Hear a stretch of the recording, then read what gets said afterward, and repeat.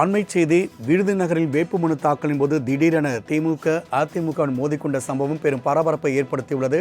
அண்மைச் செய்தியாக பார்த்து கொண்டிருக்கின்றோம்.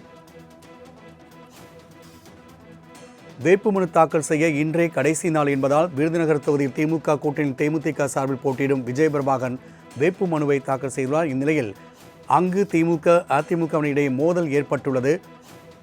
வேட்புமனு தாக்கல் செய்வதற்காக அமைச்சர் தங்கம் தென்னரசுடன் வந்த விஜய் பிரபாகரன் காருக்கு அனுமதி அளிக்கப்பட்டது. இந்நிலையில் இரு கட்சியினரும் மோதிக்கொண்ட சம்பவம் பெரும் பரபரப்பை ஏற்படுத்தியுள்ளதை தற்போதைய அண்மைச் செய்தியாக பார்த்து கொண்டிருக்கின்றோம்.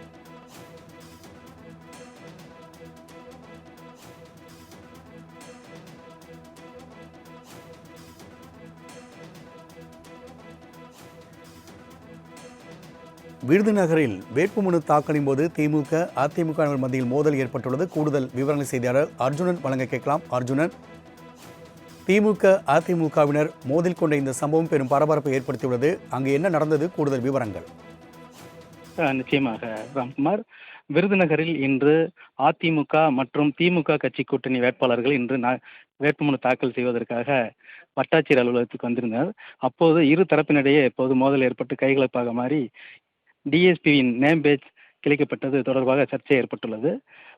விருதுநகரில் இன்று 12 மணி வரை யமகண்டம் என்பதால் இரு கட்சியினருமே 12 மணியை தாண்டி 12:30 மணி அளவில் அங்கே வரத் தொடங்கிய போது முதலாவதாக அஇஅதிமுக வேட்பாளர் விஜி கணேசன் தனது ஆதரவாளர்களுடன் உள்ளே சென்று வேட்புமனு தாக்கல் செய்ய சென்றார்.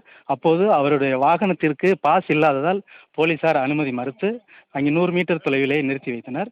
அதனால் அங்கிருந்து நடந்தபடியே சென்று வேட்புமனுவை தாக்கல் செய்துவிட்டு திரும்பி வந்தபோது திமுக கூட்டணி கட்சியான வேட்பாளர் விஜய பிரபாகரன் வேட்புமனு தாக்கல் செய்வதற்காக அமைச்சர் தங்கம் தென்னரசுடன் வந்திருந்தார்.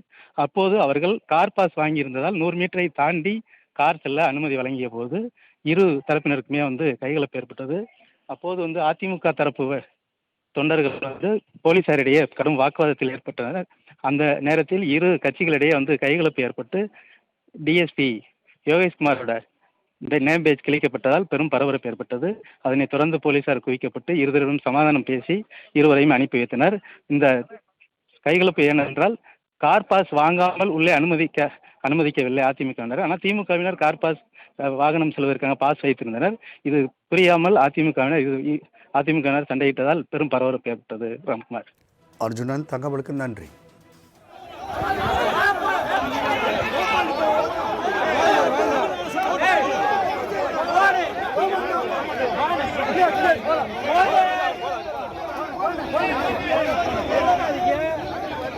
Hey!